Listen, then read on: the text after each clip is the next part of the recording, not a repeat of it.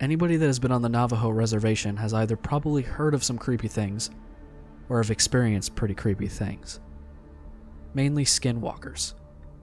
I've only seen one. Here's my story. I come from a small town in northern Arizona that's sandwiched between the Paiute Reservation to the north and the U.S.'s largest Navajo reservation to the south. My high school being so small, I always had to travel about 5 to 10 hours one way to play another high school in any sport. This means that we travel a lot on the Navajo res. We also usually stayed at hotels when we would head out to play and come home in the morning, but this trip was a little bit different. I remember the basketball coach saying that the school didn't have enough money to put up the teams in a hotel that trip, so we were going to be on the road for a total of about 12 hours. I was the only male senior to play basketball that season. We had just got done playing our game and headed home on our bus, Big Blue.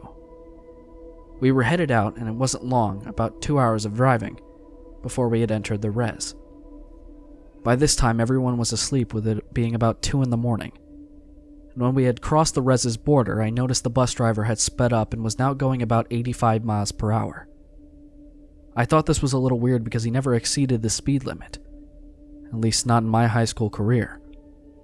For some reason, I couldn't fall asleep like the rest of my teammates, and I just sat at the back of the bus staring out across the desolate desert landscape that was lit up by the full moon.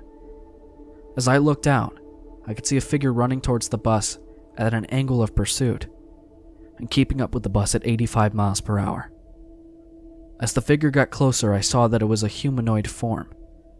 As a matter of fact, it looked exactly like a human, only that the face was painted half black and white, with glowing eyes. Glowing eyes like a rabbit's eyes reflecting light from a spotlight. I immediately thought, holy crap, it's a skinwalker! The skinwalker ran up to the edge of the road and just kept pace with the bus, hurtling sagebrush and rocks while staring at me. After I made eye contact with the thing, I could not look away.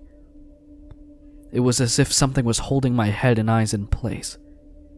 The skinwalker just smiled at me in this inhuman smile that went ear to ear, showing crooked, yellow-pointed teeth. I felt like I was going to throw up, and I was panicking through the whole ordeal. The skinwalker started to crumple down onto all fours, still keeping up with the bus. I could see his bones crack and reform. Hair started appearing all over the skinwalker's body, and in about 3 seconds, was now a coyote, and it ran off back into the desert out of view. As soon as it was gone, I ran to the onboard bathroom and puked a mixture of food and blood. I didn't want to tell anyone for fear that they would think I was crazy. I confided in my Navajo friend. She told me that I needed to see the chief, who has always happened to be a friend of mine, and get a blessing. I saw him the next school day in the parking lot. He just came up to me and mumbled something in Navajo while waving a feathered scepter-like thing. Turned around, got in his truck, and drove away. To this day, I haven't seen another skinwalker. It might be due to the fact I moved away from the town and res, and if I do have to go south, I go around. Way around.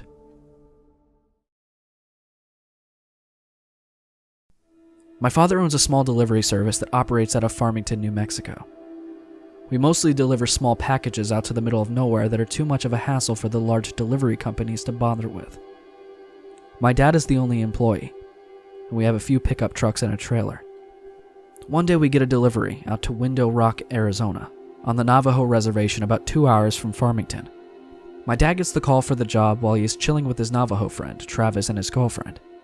Travis mentions how he's got his family in Window Rock, that he hasn't seen in ages, and suggests that we go with him. I was about 6 or 7 at the time, and it was the summertime, so Dad decides we'll go down together. He can do his delivery really quick, then while Travis sees his family, we can go check out the Window Rock. We had to convoy in separate trucks since my dad was loaded down with freight. We decided to bring along some walkie-talkies so we can communicate with one another. We spend our time in Window Rock. Everything is generally uneventful, and we start heading home along the old highway with my dad and I in front, and Travis and his girlfriend in their truck behind us. I honestly don't remember most of the Window Rock trip, but this next part I never forget. We're somewhere on the highway between Window Rock and Gallup, New Mexico. It had just rained earlier in the day, and the road was kind of slick, so we were taking it pretty slow. On the left of the highway, there is nothing but sandstone cliffs, and on the right, there is a huge field separated from the road by a small barbed wire fence. We crest the top of this hill, and down at the bottom of the hill, we see what appears to be a very large dog, sitting back on its haunches, in the middle of the road, facing the cliffs. My dad calls over the radio. "Hey Trav, do you see that big-ass dog?" Travis starts yelling back over the radio. "That is not a dog. Speed up right now and hit it. Hit it. Jay, you have to hit it, please. Please hit that fucking thing right now." So my dad starts to speed up, and as we get a bit closer, I can begin to see it a little more clearly. It's covered in this brown, wiry, matted hair that appears to have dried blood all over it. It's still facing the cliffs, but the moment our headlights hit it, it turns and looks at us. It has a face. I don't know what else to describe it other than a mix between a bear and a human's face. It looks twisted and distorted and almost in pain. As we get closer to this thing, we start to realize it's actually fucking huge. Though it was still sitting on its haunches, it is still about shoulder height with the hood of the truck. We get literally inches from hitting it when it lets out this scream that sounds like someone screaming at their lungs with filling with water, and it leaps backwards towards the field, landing just on our side of the barbed wire fence. Then with another leap, it was gone from sight. Travis comes off over the radio again. "Holy shit, keep driving. We have to get out of here. We have to go faster." He kept repeating that last part. "We have to get out of here. We have to go faster." Pretty soon, we were speeding like crazy, and just as we start to come near the outskirts of Gallup, we get pulled over. Travis pulls his truck over with us. Naturally, this makes the cop, a Navajo man himself, very on edge, and he immediately asks why Travis felt the need to pull over as well. "We just saw a Skinwalker a few miles back. It's been following us." The officer immediately turns white, stammers something about a verbal warning, gets in his car, and takes off, and we do the same. We didn't see anything else that night, but when we got home, Travis refused to let us leave without taking some kind of Navajo totem thing that was supposed to keep it away.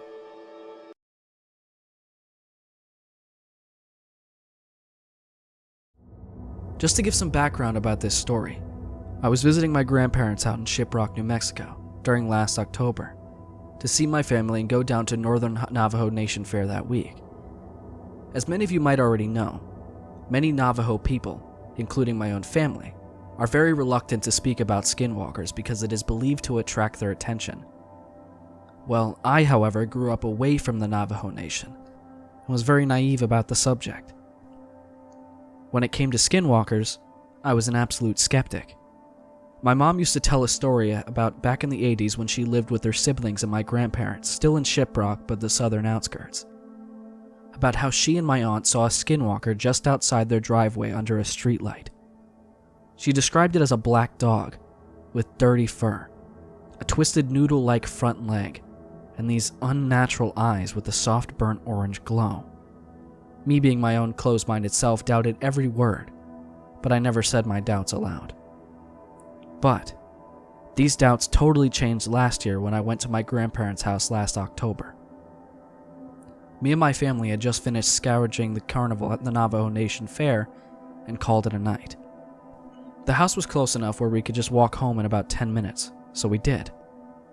When we got there, it was just about 9 at night, where we stayed up about until 2, catching about family affairs and the local news. It was during that time that I just decidedly opened up my mouth and blurted out the question, "Hey, are skinwalkers real?" Suddenly the room gets dead silent. "Guys? You shouldn't be speaking about that," my grandma said with almost a disturbed yell in her voice. So she and my grandfather both decided to go to bed. After being scolded by my mom, one of my aunts chimes in with a very cautious tone and says, "They're real, all right. Had a few starts screaming outside of my trailer in Farmington just a few nights ago. Your cousin had nightmares the whole night and woke up crying in the morning." Not wanting to push the discomfort any further, we all decided to go to bed. Now the trailer/home is pretty old, and it was a really nice night, so we slept with the windows open with screens to prevent bugs coming in. Everyone had drifted off to sleep except me, because my mind was still going about 1,000,000 miles a minute about skinwalkers and wondered if I ever encounter one while here on the reservation. As a kid, I was told it's taboo to think about skinwalkers because it can still call their attention. That's when shit totally hit the fan.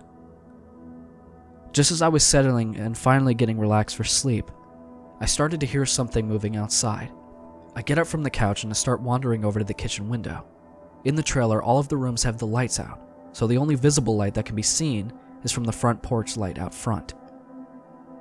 I was thankful for this because I told myself if it really was a skinwalker outside, then hopefully it wouldn't notice me seeing it.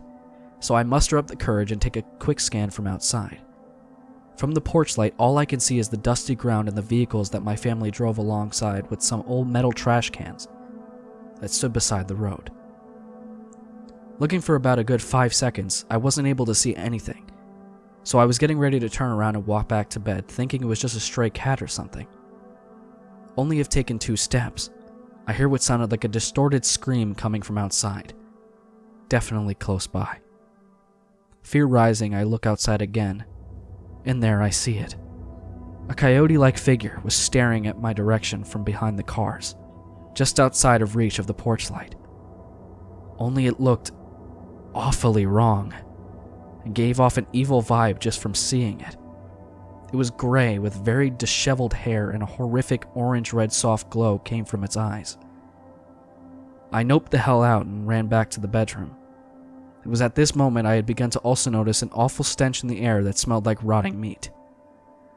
I started trying to wake up my mom, who was like, "Oh my god, it's almost 3 a.m. What do you want?"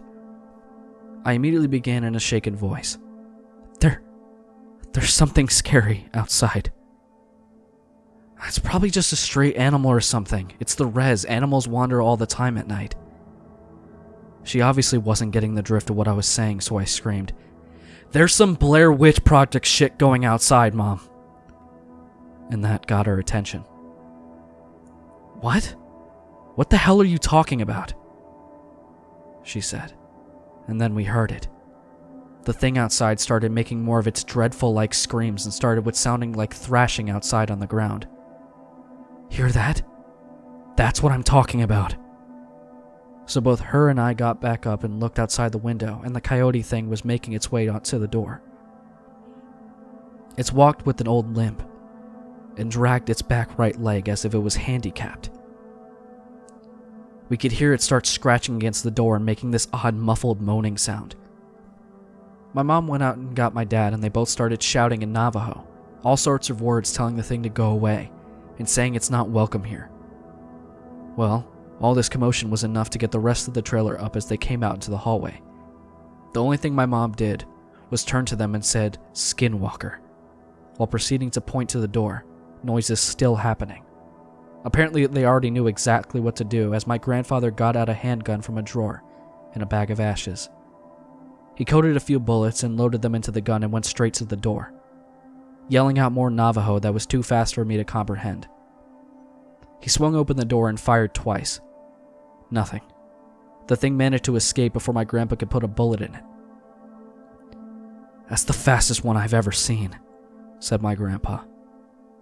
Next thing you know, my aunts and parents are freaking out about what just happened, saying stuff like, "What if it comes back tomorrow? And it saw us. Does that mean we're targets now?" Afterwards, my grandparents calmed everyone down, myself included, saying we'll be fine, and we all went to bed around 3-ish. Morning comes and my grandparents call off one of their neighbors and explain to them what had happened. Apparently one of them was a medicine man who used to partake in Ye Bai Che, Navajo ceremonies used for healing and curing sickness, and came over to bless each family member in the grounds outside.